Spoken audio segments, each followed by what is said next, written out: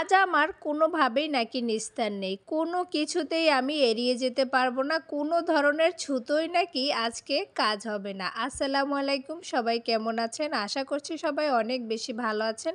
আমি আলহামদুলিল্লাহ ভালো আছি। চলে আসলাম আরও একটি নতুন ভিডিও নিয়ে। তো সকালবেলা উঠেই দেখতেই পাচ্ছেন আমি কিন্তু আজকে এখানে রুটি বানাচ্ছি।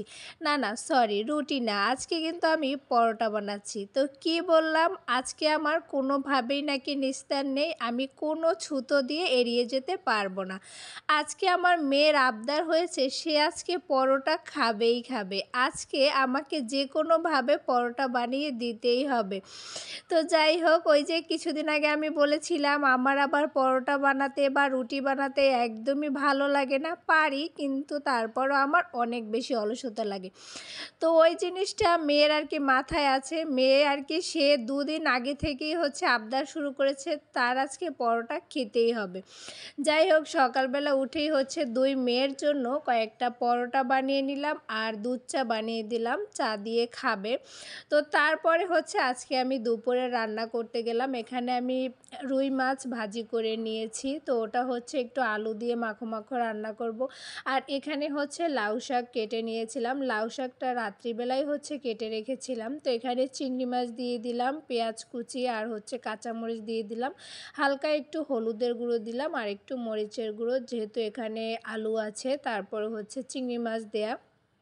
তো আমি সবসময় হচ্ছে মাঝে মধ্যে দেখা যায় একটু শুধু কাঁচামরিচ দিয়েই রান্না করি, কিন্তু কখনো কখনো হচ্ছে হালকা একটু মরিচের গুঁড়ো দেই, কিন্তু তার থেকে কাঁচামরিচের পরিমাণটা একটু বেশিই দেই। তো এখন হচ্ছে আমি ডাঁটা আর আলুগুলোকে একটু কষিয়ে নিলাম। আর আমরা কিন্তু বেশিরভাগ লাউ শাকটা এভাবে ঝোলই খাই, অনেকে হয়তো ভাজি করে খায়।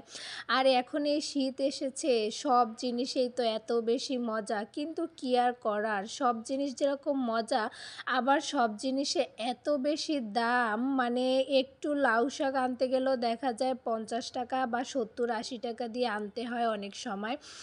তো কি একটা অবস্থা, মানুষের তো খেতেই হবে, না খেলেও তো চলবে না। তো এখানে হচ্ছে আমি মাছের জন্য মশলাগুলোকে ভালো করে কষিয়ে নিলাম। এখন হচ্ছে এখানে আলুগুলো দিয়ে দিলাম। আলু দিয়ে কিছুক্ষণ কষানোর পরে পানি দিয়ে তার মধ্যে ভেজে রাখা মাছগুলো দিয়ে দিলাম। তো আমার হচ্ছে ওদিকে লাউ শাকটা তো হয়ে গেছে দেখলেনই। আর এখন হচ্ছে এটা ঝোলটা একটু মোটামুটি টানলেই হচ্ছে আমার এই রান্নাটা হয়ে যাবে। তো দেখেন, রান্নার সময় আমার আবার হাত লেগে আমার স্ট্যান্ডটা একটু মানে নাড়া লেগেছিল। তো যাই হোক, রান্না টান্না শেষ। দুপুরে কিন্তু এখানে মানে আমি কিরে কি কাপড় দেখতেছ? মেলতে এসে দেখি যে হুম, বিড়ালটা কি দেখতেছ? একেবারে নিচের এত দিকে নিচে কি দেখতেছ? তাকিয়ে আছে। হুম, তো বাইরে আমি যে যাইতেছ ডাক বাইরে? দিলাম, দেখেন সে কিন্তু সাড়া হ্যাঁ, দিয়েছে। বাইরে যাইতেছ তো না? আজকের ভিডিও